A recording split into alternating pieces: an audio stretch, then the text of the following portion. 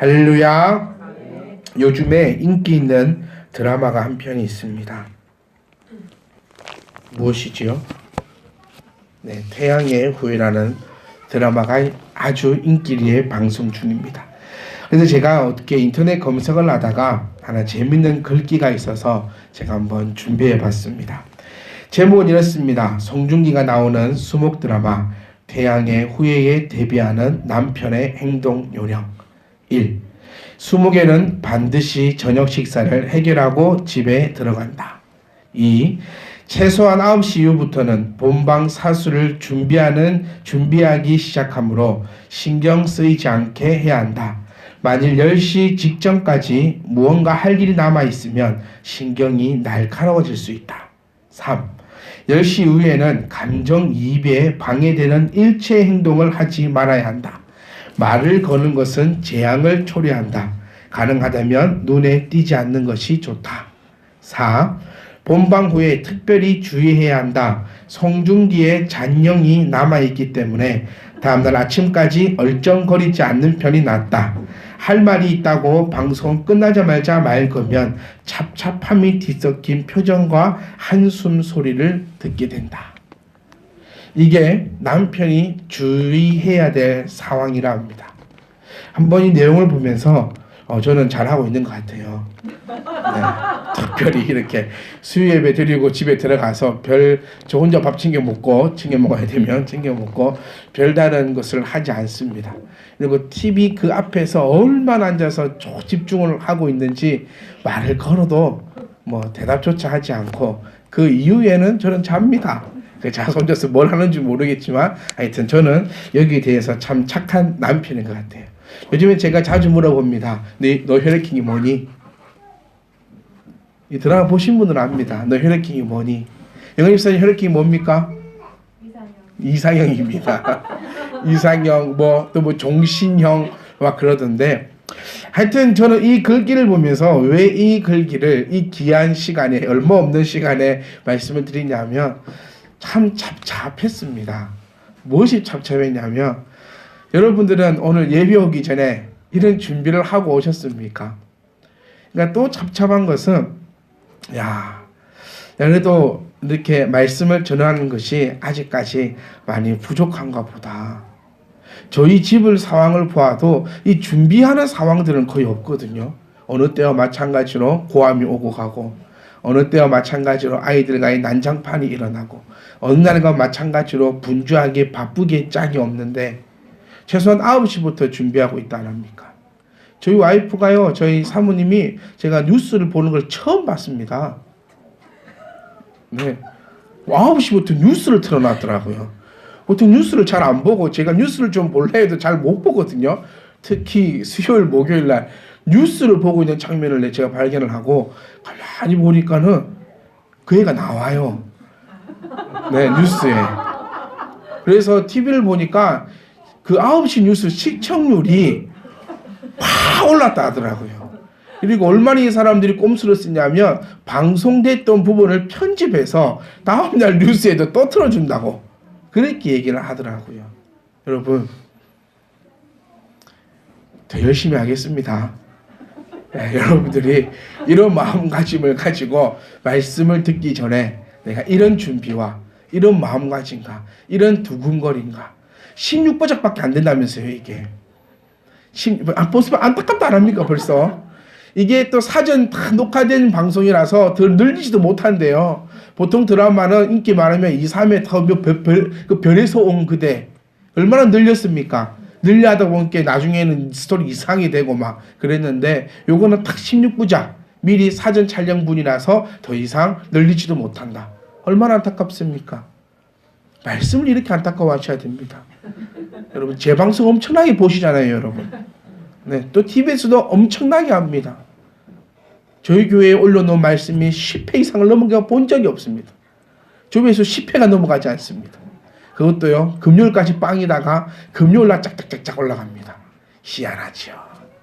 더 열심히 하겠습니다.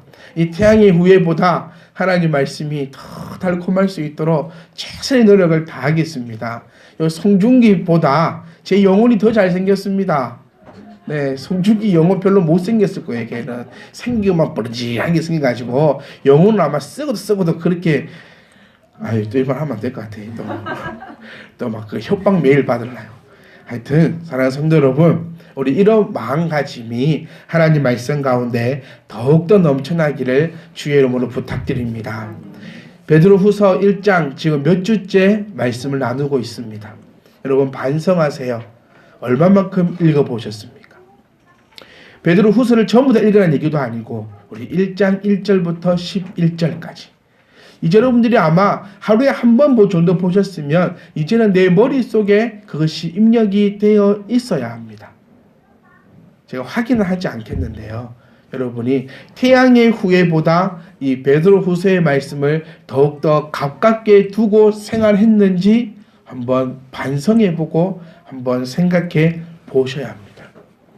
베드로후서에 지금 볼 말씀을 저는 묵상을 하면서 베드로가 아니요 하나님께서 우리의 형편과 우리의 상황을 정말 정확하게 알고 계신다라는 생각에 더욱더 감사할 수밖에 없었습니다.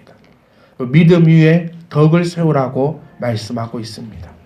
이 덕이 헬라어로 아레텐이라는 것은 이제 우리 모두가 알고 있습니다. 그런데 이것이 너무 감사한 게 아레텐을 사용했다는 거죠. 아레텐. 아레텐이 뭐라 했죠? 그냥 도덕의 도덕성입니다.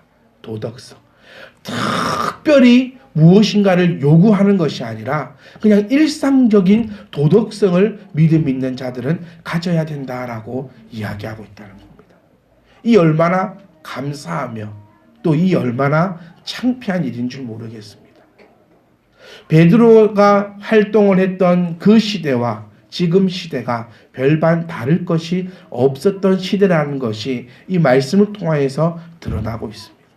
여러분 우리는 예수를 믿고 나면 꼭 뭐 해야 될 것 같습니까? 원수를 사랑해야 된다고 우리는 합니다. 그리고 땅끝까지 가서 저 아프가니스탄이나 뭐 캄보디아나 베트남이나 그런 곳에 가서 예수님을 전하지 않으면 내 심장이 꼭 멈추어 버릴 것 같습니다.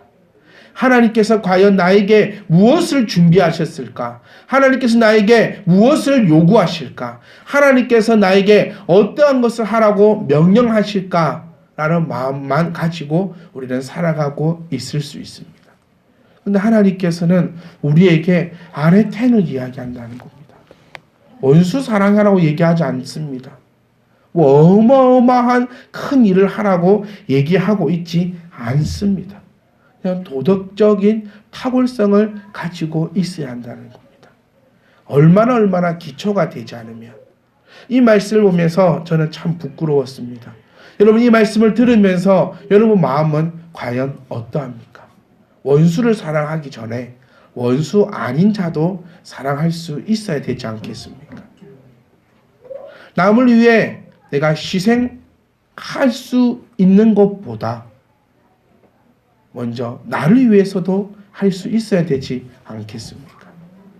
어마어마한 일들을 감당하기 전에 최소한 사회 기초적인 질서는 지킬 수 있는 도덕적 탁월성을 기독교인들이 가지고 있어야 되지 않겠습니까? 많은 사람들이 교회를 향해서 욕을 합니다. 교회를 향해서 욕을 한다는 것은 사실 교회에 속해 있는 우리를 향하여 욕하고 있다는 것이죠. 우리를 향해 욕하고 있다는 것은 우리가 믿고 있는 그 주님을 욕하는 것입니다. 우리는 자녀들에게 교육합니다. 가정교육을 지키지요. 행동을 바르게 하게 하고 말을 바르게 하게 하며 어른들을 대할 때는 어떻게 대해야 하는지에 대해서 가정교육을 시킵니다. 그걸 시킬 때에 우리는 꼭 항상 하는 이야기가 있습니다. 저도 자주 들었던 이야기가 있습니다. 네가 나가서 바르지 못한 언행을 하게 되면 네가 욕먹는 것이 아니라 바로 너의 부모가 욕을 먹게 된다.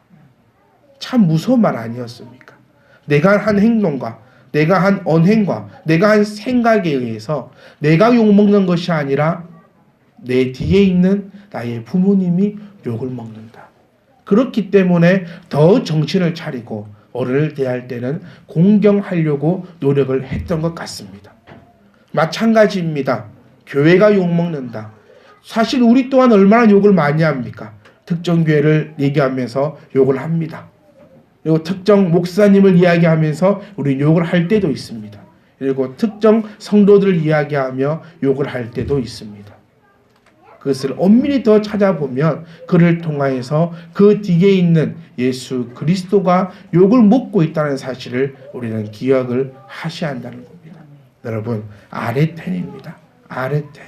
제발 큰 거 하려고 하지 말고 작은 것부터 성공할 수 있는 저와 여러분 되시기를 간절히 소망합니다. 믿지 않는 사람들은 우리가 원수를 사랑했는지 사랑하지 않았는지 모릅니다. 하지만 믿지 않는 사람들이 우리가 사기를 쳤는지 치지 않았는지는 알 수 있습니다.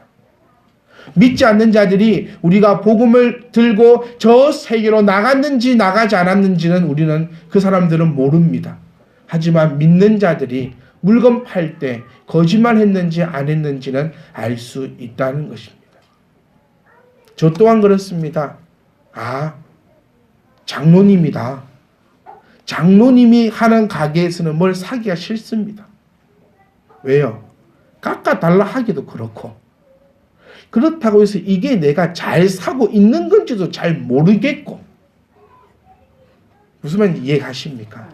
자, 성도 여러분, 저와 여러분들은 이 아레텐, 정말 도덕적 탁월성을 가지고 있으시기를 간절히 소망합니다. 요것만 돼도 우리는 많은 사람들에게 칭송을 받을 수밖에 없을 겁니다. 요것부터 시작을 해야 한다는 거죠. 여러분, 교회는 학교가 아닙니다. 이 말이 무슨 말일까요? 교회는 학교가 아닙니다. 학교는 무엇이었습니까? 학교는 꼭 가야 되는 곳이었습니다. 알아듣던 못 알아듣던 그 자리에 앉아 있어야 되는 곳이었습니다. 그리고 학교는 어떤 곳이었습니까? 그곳에서 앉아만 있으면 그냥 졸업이 되었던 것입니다. 여러분, 학교 다닐 때 어떤 마음으로 다니셨습니까? 제가 예전에 누군가가 대화를 하면서 이런 적이 있었어요. 야, 너 학교에 참 있으려면 힘들겠다. 왜? 공부도 못하고 공부도 안 하고 그러면서 그 자리에 앉아 있으면 얼마나 힘이 들겠냐. 그래, 힘들지 않아요. 왜? 앉아만 있으면 되는데요. 그렇구나. 그럼 열심히 앉아 있어라. 학교는 그런 곳입니다. 교회는 이런 곳이 되어서는 안 됩니다. 여러분, 앉아있기 싫은데 앉아있는 곳이 교회가 되어서는 안 됩니다. 아무것도 배워가지 못하고 그냥 시간만 때우는 그런 곳이 교회가 되어서는 절대로 안 된다는 것입니다. 덕을 가지고 있는 사람. 지금 베드로는 말씀을 통하여서 단계적으로 이야기합니다. 믿음이 있는 사람이라면 뭐가 있어야 된다? 덕이 있어야 된다. 믿음이 있다라는 말은 더 큰 의미로 무엇을 얘기합니까? 구원받은 자를 의미하고 있습니다. 베드로는 애초에 우리에게 이렇게 얘기했어요. 나와 함께 믿음 안에 속해 있는 자, 그러니 믿음 있는 자, 즉 구원받은 자. 여러분, 우리 고민 한번 해보시고 살아가고 있습니까? 학교는요, 고민하지 않고 다녔습니다. 저도 학교를 다닐 때에 왜 학교를 다녀야 하는가라고 생각을 해본 적이 별로 없습니다. 대학은 다르지요. 대학은 여러 가지 생각과 여러 가지의 또 고뇌를 통해서 휴학을 하기도 하고 또 학교를 자퇴를 하기도 하고 그러는데 거의 평범한 사람들은 중고등학교 정도는 아무 생각 없이 밥 먹고 다닙니다. 고등학교 다니면서 여기 앉아 계신 분 중에서 혹시 고등학교 다니면서 내 길이 여기가 맞는가 아닌가 고민하면서 휴학하거나 자퇴하신 분들은 아마 아무도 안 계실 겁니다. 저 또한 운동장에서 바나나 우유를 마시면서 인생이 무상하다라고 외치며 고민해 본 적은 있지만 학교를 다니지 않아야겠다라고 생각해 본 적은 없습니다. 왜냐하면 학교를 안 다니겠다라고 얘기했으면 아마 제가 이 자리에 서 있을 수는 없었을 것입니다. 아마 맞아 죽어도 맞아 죽었지. 하여튼 어쨌든 간에 고등학교는 어쨌든 간에 우리나라 공교육은 억질로 하게 되며 아무런 고민과 아무런 생각을 하지 않고 다닌다는 것입니다. 교회는 그리 되어서는 안 됩니다. 여러분, 끊임없이 고민해야 됩니다. 어떤 고민이요? 내가 그리스도인으로서 어떻게 살아가야 할 것인가 끊임없이 고민하셔야 됩니다. 끊임없이 노력하셔야 됩니다. 내가 어떻게 하면 그리스도의 향기를 내뿜으면서 살아갈 수 있을까라고 끊임없이 고민도 하셔야 됩니다. 그리고 끊임없이 배우셔야 합니다. 여러분, 사실 참변희망교회가 세워지고 3년의 시간이 흘렀습니다. 3년 동안 선포되었던 말씀을 저 또한 마찬가지겠지요. 그 말씀대로만 살아갔다면, 그 말씀대로만 살아간다면 아마 우리 인생은 지금과는 확연히 다를 것입니다. 하지만 또 반대로 저와 여러분들이 그나마 그 말씀대로 듣고 살아가려고 애썼기 때문에 우리의 삶이 이렇게까지라도 나아갈 수 있다는 것입니다. 고민하셔야 됩니다. 내가 하나님 말씀을 알고 하나님 말씀을 배움에 있어서 얼마나 알고 있는가. 매주 선포되는 이 말씀을 내가 귀담아 듣고 있는가. 제발 학교가 아닙니다. 학교 때 배운 거 기억 안 납니다. 특히 막 중고등학교 때 배웠던 건 기억이 거의 안 납니다. 그냥 중고등학교 때 사용했던 그것밖에 없습니다. 종치면 몇 분 만에 매점 가서 몇 분 만에 라면 한 개 먹을 수 있는가. 그 생각밖에 안 했지 저 선생님의 수업을 내가 귀담아 들어야겠다고 고민해 본 적은 없는 것 같아요. 제가 다시 말씀드리지만 교회는 학교가 아닙니다. 끊임없이 고뇌하십시오. 끊임없이 고민하십시오. 끊임없이 행동하십시오. 끊임없이 회개하십시오. 이 우리의 고뇌적인 부분을 지금 사도 베드로는 우리에게 자기의 모든 것을 압축하여 한마디로 설명해 주고 있습니다. 믿음 위에 덕을 세우라. 제가 이렇게 긴 시간 동안 이 본문을 잡는 이유는 저와 여러분들이 이 말씀을 결단코 잊지 않으셨으면 좋겠습니다. 않으셔야 합니다. 베드로가 성도라면 고민해야 될 부분을 자기가 이야기해 주며 그 답까지 해결해 주고 있다는 것입니다. 믿음 있는 사람은, 다시 구원받은 사람은 도덕성이 탁월합니다. 결단코 거짓말하지 않고 속이지 않으며 사기치지 않고 남에게 피해 주지 않는 것이 믿음 있는 자들입니다. 피해, 도덕을 한마디로 얘기하면 남에게 피해 주지 않는 것이 도덕입니다. 무단횡단을 하는 거요. 네, 그것 또한 도덕에 결여된 것입니다. 왜 그렇죠? 무단횡단하다. 내가 차에 받친다 생각해 보십시오. 남에게 피해 주는 겁니다. 나를 받은 사람에게 얼마나 큰 피해를 주게 됩니까? 내가 무단횡단을 한번 함을 통하여서 누군가는 급작스럽게 놀라거나 브레이크를 밟아야 합니다. 그것 또한 남에게 피해를 주는 것입니다. 여러분이 무심코 뱉어버린 길거리의 껌, 누군가는 그것을 밟습니다. 여러분 또한 밟아본 적 없으십니까? 누군가는 받게 됩니다. 내가 길거리에 버린 오물들, 누군가에는 어떤 형식으로든지 피해를 입을 수 있습니다. 여러분 큰 거 하려고 하지 말고요.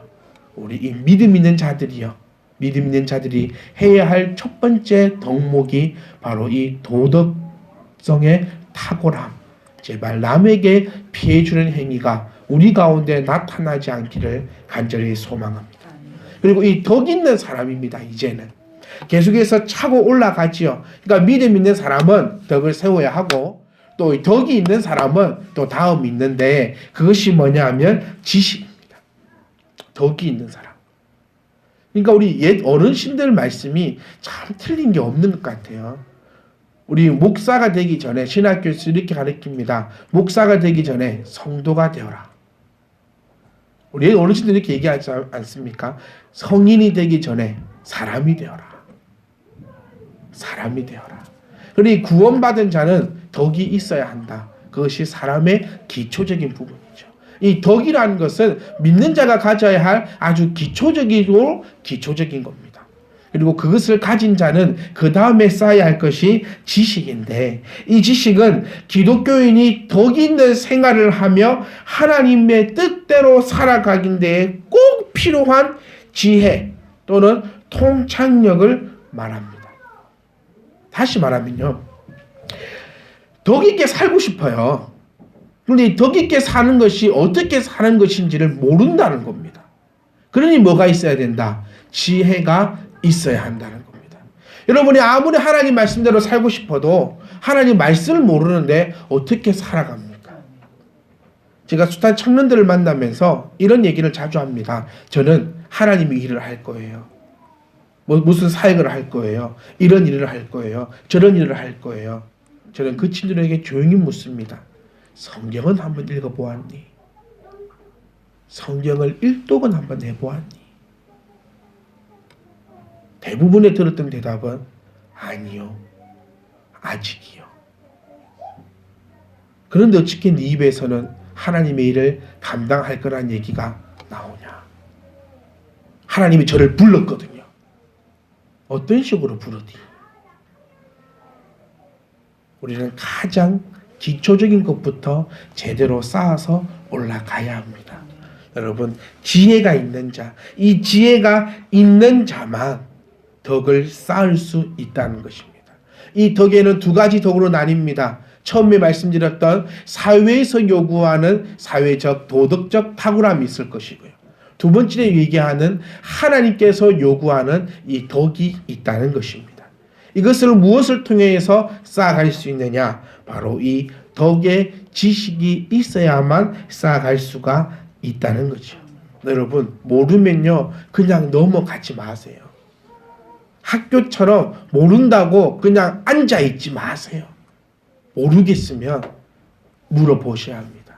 내가 오늘 이 한 시간, 이 짧은 시간에 말씀 듣는 이 시간에 내가 깨달음이 없거나 내가 이해가 안 가거나 내가 잘 모르겠구나, 더 많은 것을 알고 싶을 때 그냥 뭐 덮어놔야겠다라고 하지 마십시오. 그것은 학교입니다. 교회는요 언제든지 물어야 합니다. 얘기해야 합니다. 내가 깨닫지 못하면 그 깨달음을 위해 발버둥 쳐야 합니다. 아멘만 한다고 되는 것이 아닙니다. 아멘 1000번, 아멘 10,000번, 두 손 들고 아멘, 아멘, 아멘, 아멘 3번 한다고, 4번 한다고, 10번 한다고 달라질 것 하나도 없다는 것입니다. 사랑하는 성도 여러분, 간절히 부탁드립니다. 더 위에 지식을 쌓을 수 있기를 간절히 소망합니다. 이때에 성도가 성도다워지는 것입니다. 이때에 우리가 표방하는 교회가 교요다워진다는 것입니다. 이때에 우리가 끊임없이 가르치고 또 가르치고 또 가르칠 수 있다는 것입니다. 여러분 스스로 한번 생각해 보세요. 여러분의 지식이, 여러분 지혜가 얼마나 있는가. 배우지 않는 것까지는 가지 않더라도 내가 배운 것만 가지고 배운 것은 얼마나 잘 이해하고 있는가. 언제까지 우리가 아담과 하와를 얘기해야 됩니까? 언제까지 우리가 가인과 아벨을 얘기해야 됩니까? 언제까지 성경의 인물에 대해서만 우리가 얘기를 나누어야 합니까? 끊임이 없잖아요. 끊임이. 내나 이 얘기 다음 주에 또 해야 되고 또 그 얘기 또 그 다음 주에 또 해야 되고. 그럼 이 지식이 있어야 덕을 쌓을 수 있고 이 지식이 있어야 절제할 수 있고 이 절제가 있어야 또 성도다운 모습으로 아름답게 나갈 수 있는데 우리는 언제부턴가 정말 그냥 학교처럼 아무런 의미 없이 들락날락 하면서 아멘만 크게 외치고 있는 그런 삶이 아니었는지 우리가 한번 집중해서 생각해 보아야 합니다. 여러분, 저와 여러분의 삶에 있어서 가장 중요한 것이 구원의 문제가 될 수 있기를 간절히 소망합니다. 인생은 정말 허망하지 않습니까? 인생은 정말 허무한 것입니다. 안녕히 주무셨습니까? 라는 그 인사에도 얼마나 허망함이 있습니까? 안녕히. 그러니까 아무 일 없이 주무셨냐는 말입니다. 자다가도 어떻게 될지 모르는 게 사람이라는 거죠. 어제까지만 해도 웃고 함께 생활하던 자가 오늘 내 앞에 없을 수도 있다는 것입니다. 제가 집을 나갈 때 자주 얘기합니다. 오늘 내가 나가서 죽어보면 니 정말 가슴이 아플 거니까 나한테 잘해줘. 나갈 때 웃으면서 날 내보내줘. 그래야 조금이라도 덜 미안하다. 아침에 나갈 때 바가지 꽉 긁어서 내보냈는데 내가 못 들어온다 생각해봐. 그럼 너 가슴이 미어진다. 농담 같지만 사실은 우리가 그럴 수도 있다는 것입니다. 저와 여러분의 그 중심이 구원의 문제에 있기를 간절히 소망합니다. 핑계 대지 마세요. 여러분 열심을 좀 가지십시오. 말씀 보고 말씀 듣고 말씀대로 살아가고. 핑계는 많습니다. 일이 힘들고 애들 키우느라 피곤하고 나이가 들어 힘들고 이것 때문에 저렇고 요것 때문에 저렇고 핑계는 너무너무 많습니다. 그런데요 놀라운 게 있더라고요. 아무리 내 몸이 아파도 아이는 양육합니다. 그렇지 않습니까? 내 몸이 조금만 아프면 예배도 안 오고 말씀도 안 보고 뭐 우리 애기 엄마들 말씀 요약도 안 하고 그러는데 내 몸이 부셔져도 애기는 키우더라고요. 내 몸에서 코피가 쏟아지고 막 머리가 아파 죽을 것 같아도 애 데리러 유치원 갑니다. 또 놀라운 게 있습니다. 아빠 죽었고 내가 오늘 진짜 너무 피곤해가지고 말씀 객체가 못 펼쳐볼 만큼 피곤했는데 다음날 아침에 회사는 갑니다. 너무 과격한 표현인가요? 내 마음이 어디에 있는가 아니겠습니까? 내 마음이 내일 먹는 거에 내가 내일 먹고 마시는 거에 마음이 있는 자는 내 마음에 내 자녀 양육하는 거에 마음이 있는 자는 또 다르게 내 마음에 구원의 문제가 내 우선시 되는 자는 아마 상황과 여건과 그 과정이 다를 것입니다. 자, 성도 여러분 오늘 좀 차분합니다. 네, 좀 차분할 때도 있어야죠. 우리는 믿음이 있는 자입니다. 아멘. 우리 모두는 믿음이 있다고 자부하는 자들입니다. 그리고 우리 모두 자신이 있지 않습니까? 오늘 내가 이 자리에서 죽더라도 내 영혼은 하나님 품에 안길 것이라는 그 자존심과 그 자신감은 충만한 자들이 바로 우리들입니다. 근데 그 이후에부터 참 부끄럽지 않습니까? 과연 덕은 세웠는가? 또 그 덕을 세우기에 지식은 충만한가? 목사도 지칩니다. 언제 지치는지 아십니까? 했던 말 또 해야 될 때. 그것을 5년이고 10년이고 100년이고 계속 그것만 해야 된다고 제가 한번 생각을 해보니까 끔찍하더라고요. 똑같은 말만. 여러분 믿음 위에 덕을 세워야 합니다. 덕 위에 지식을 세워야 됩니다. 이 말만 10년 한다고 생각해 보십시오. 근데 또 목사는 또 언제 힘이 나는 줄 압니까? 이 말씀 가지고 여러분들이 또 살아가실 때 또 그 살아감에 통하여서 여러분 가운데 아름다운 열매가 맺어질 때 그것 때문에 오늘도 일어설 수 있는 것입니다. 성도 여러분 기억하세요. 우리는 믿음의 사람들입니다. 그리고 우리는 다짐합니다. 그 믿음 위에 내가 덕을 세우겠다. 일단 덕부터 세우고 원수 사랑합시다. 네. 원수부터 사랑하려 하니까 덕이 안 세워. 덕도 안 세워지고 원수 사랑이 안 돼요. 네. 오른밤을 떼거든 왼밤을 떼는 게 안 됩니다. 왜? 덕도 못 세우고 있는데 오른밤을 치니까 어떻게 왼밤을 들어도 됩니까? 오른밤을 치면 오른밤 왼밤 다 때리고 있는 게 내 모습이라는 겁니다. 그런데 믿음 있는 우리들이 먼저 할 것은 덕부터 그리고 그 덕을 세우기 위해서 이 지식을 쌓아야 하는데 이 지식은 계속해서 점진적으로 획득되어지는 것입니다. 지식 끝 이게 아니라 이 저기서 말하고 있는 덕의 지식을 쌓으라고 얘기하고 있는 이 지식은 우리가 앞으로 신앙생활을 하면서 계속 쌓아야 되어야 될 점진적인 것을 나타내고 있습니다. 제발 소망합니다. 이 지식이 점진적으로 쌓아지기를 원합니다. 오늘 쌓아놓고 나면 다음 주 없어지고 오늘 쌓아놓고 나면 다음 주 없어지고 3년 전이나 지금이나 10년 전이나 지금이나 10년 후나 매 한 가지로 똑같은 모습을 가지고 있는 성도들의 모습이 아니라 이 성경의 말씀대로 점진적으로 지식을 쌓아갑시다. 열심히 하겠습니다. 여러분 열심히 지식을 습득하십시오. 그리고 여러분 또한 그 습득한 지식을 가지고 또 성도들에게 나누어 주어야 합니다. 교회가 해야 될 역할은요 가르치는 겁니다. 우리 주님께서 마지막 이 땅에 주신 사명이 가르침의 사명을 주셨다는 겁니다. 그걸 목사 혼자 합니까? 아닙니다. 여러분과 함께 해야 합니다. 여러분이 바로 지식을 알아서 또 이걸 가지고 또 나아가서 또 누군가에게 하나님의 지식을 전해주어야 합니다. 점진적으로 모든 이가 하나님 안에서 완성되어져야 합니다. 여러분, 이 주님의 이 답답함을 저와 여러분은 느낄 수 있기를 소망합니다.